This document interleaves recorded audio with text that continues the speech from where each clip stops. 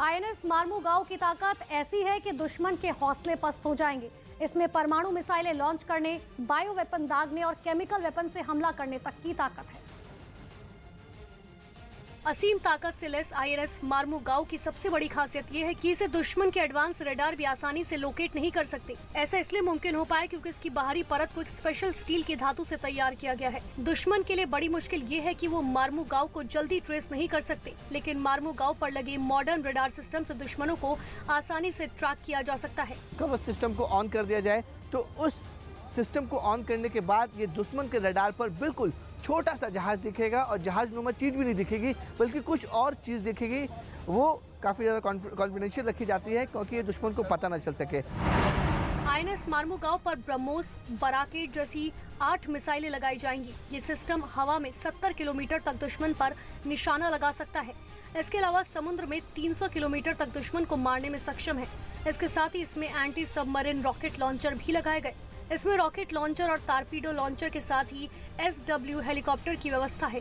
भारत का ये missile destroyer सभी तरह के न्यूक्लियर, बायोलॉजिकल और केमिकल वेपन से हमले के दौरान मुंह तोड़ जवाब दे सकता है। डिफेंस सेक्टर में भारत कितनी तेजी से आत्मनिर्भर बन रहा है और किस तरह से वर्ल्ड क्लास हथियार बना रहा है, ये उसकी ताज़ा मिसाल है। आईएनएस मार्मुगाओ की गिनती इंडियन नेवी के मौजूदा सबसे घातक डिस्ट्रॉयर्स में की जा सकती है। आईएनएस मार्मुगाओ का रडार सिस्टम कैसे काम करता है, न्यूज 18 इंडिया की एक और एक्सक्लूसिव रिपोर्ट आपको दिखाते हैं। किसी भी जहाज की सबसे बड़ी ताकत होती है उसका रडार सिस्टम। जो आप जहाज के ऊपर के हिस्से में देख रहे हैं, जो सर्कल घूम रहे हैं, वो इसका रडार सिस्टम है।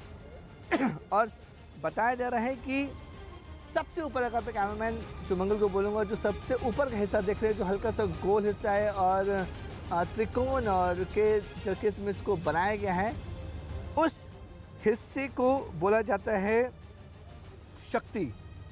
ये इलेक्ट्रिक वेपन्स रडार है और जब ये radar, electric weapon radar open होता है, जब यूज़ होता है, तो इसकी जो क्षमता है वो तकरीबन 300 किलोमीटर, यानी कि अंदाजा लगाइए कि 20 समंदर में 300 किलोमीटर के रेंज में ये रडार भाप सकता है कि दूसरे जहाज आसपास इसके है कि नहीं।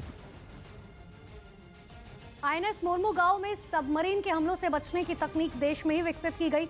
इसका करीब 75% हिस्सा पूर्ण रूप से स्वदेशी है। देश के पश्चिमी तट पर स्थित ऐतिहासिक गोवा बंदरगाह शहर के नाम पर इसका नाम रखा गया। आईएनएस मार्मुगाओ के शामिल होने के बाद भारत की ताकत में 3 गुना इजाफा हो जाएगा। ये P-15B क्लास का दूसरा स्वदेशी स्टीलंत विध्वंसक है।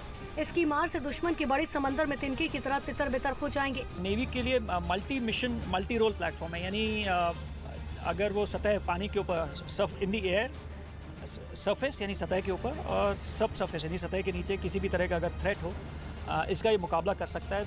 आईएनएस मार्मुगाओ सिर्फ समंदर के नीचे ही खतरे से नहीं, बल्कि आसमान से हो रही मिसाइल की महक भी 70 किलोमीटर दूर से ही सूंघ लेता है और उस पर पलटवार करके उसे बर्बाद कर सकता है। सिर्फ मिसाइल ही नहीं, उड़ते विमानों पर भी मार्मुगाओ से 60 से 70 किलोमीटर दूर से निशाना लगाया जा सकता है।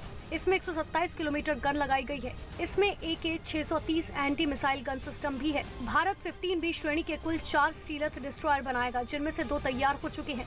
आने वाले 2 सालों में बाकी डिस्ट्रॉयर को तैयार कर नेवी को सौंपने का लक्ष्य रखा गया। मोदी सरकार में डिफेंस सेक्टर को लेकर किए गए बड़े फैसलों की वजह से ही नेवी समेत भारतीय सेना के तीनों अंग तेजी से मजबूत हो रहे हैं।